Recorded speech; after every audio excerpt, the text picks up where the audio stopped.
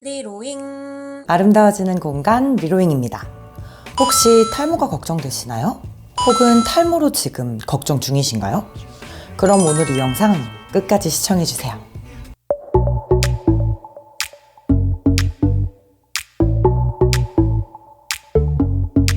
자, 먼저 탈모 관리에는 굉장히 다양한 범위가 속해 있는데 설명하기 쉽게 관리형과 커버형으로 나눠봅시다.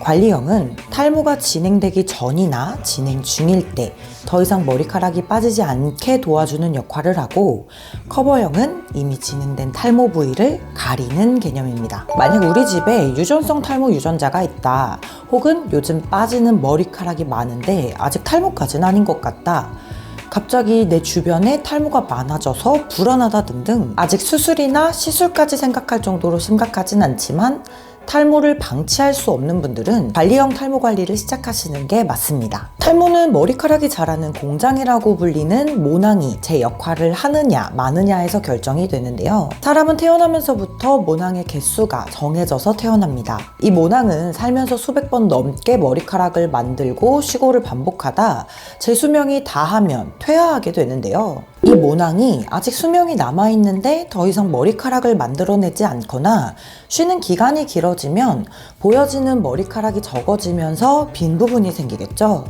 우리는 이거를 탈모라고 부릅니다. 두피는 모발이 자라고 자란 모발이 머무는 공간으로 두피 상태가 좋고 쾌적할수록 머리카락이 잘 자라고 잘 버텨줍니다. 하지만 두피에 문제가 생겼거나 생길 예정일 경우엔 정상적으로 있어야 하는 모발이 빠지거나 자라지를 못하죠. 예를 들어 우리 집에 탈모 유전자가 있는데 나는 어떻게 될지 아직 모르겠다고 가정해 본다면 머리가 빠질 때까지 아무것도 안 하는 게 맞을까요? 확률이지만 이럴 경우 무조건 관리를 해주시는 게 좋겠죠.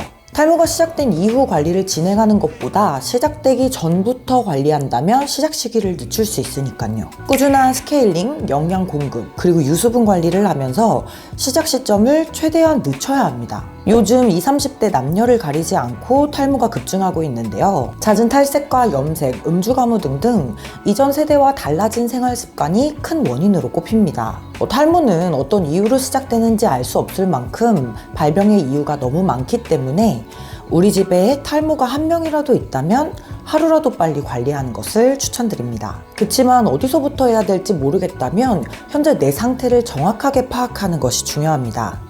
남성과 여성은 탈모의 형태나 성질이 다르고 관리나 치료 방법 또한 차이가 있기 때문에 상황에 맞는 방법을 찾아내야겠죠. 간단하게 관리하는 방법으로는 약을 복용하는 것입니다. 쉽게 구할 수 있고 한번 구매하는 비용이 가장 적습니다. 하지만 부작용이 있을 수 있다는 점과 평생 복용해야 하는 점, 또 두피에 문제가 있어서 탈모가 발생하는 거라면 사실 근본적인 해결책은 아니라는 거죠. 이럴 땐 전문가를 통한 두피 관리를 받는 것이 좋습니다. 아무래도 일반적인 제품으로 관리하는 것은 한계가 명확하기 때문인데요. 수술이나 시술 이외에도 모발 생장술이라는 탈모 관리 프로그램의 도움을 받는다면 확실히 변화된 모습을 확인할 수 있습니다. 모발 생장술은 고농축으로 탈모 관리용 영양 앰플을 직접 투입하면서 약해진 모낭이나 문제성 두피를 관리하는데 정상 범위보다 휴지기가 길어진 모낭뿐 아니라 이미 건강한 모낭도 더욱 튼튼하게 만들어 오랫동안 머리카락을 잡고 있을 힘을 주는 역할을 합니다. 탈모 예방과 탈모 관리를 동시에 진행할 수 있다는 장점이 있죠. 이는 평균 10회를 한 사이클로 생장이 완료되면 1, 2년에 한 번씩 주기적으로 관리해 주시면 됩니다. 근데 반대로 이미 탈모가 너무 진행이 돼서 다시 자랄 때까지 기다릴 수는 없고 나는 당장 효과를 보고 싶다 하는 분들은 커버형 탈모 관리를 시작해야겠죠. 대표적으로는 모발 이식, 두피 문신, 가발 등이 이에 속합니다. 비어있는 두피에 모발이 있어 보이게 만들어주는 효과를 지닌 커버형 탈모 관리는 각자 방법마다 장단점이 명확한데요. 모발 이식의 경우 범위가 한정적이며 헤어라인에 생착이 잘 되기 때문에 정수리나 가르마 탈모의 경우 효과를 기대하기는 어렵지만 가장 자연스럽다는 큰 장점이 있습니다. 하지만 높은 수술 비용과 긴 회복 기간으로 직장인들은 선택하기 어려운 커버 방법이죠. 두 번째로 가발은 자연스럽고 빠르게 탈모 부위를 커버할 수 있지만 일시적인 방법으로 주기적인 가발 관리와 소요 비용 또한 만만치가 않습니다.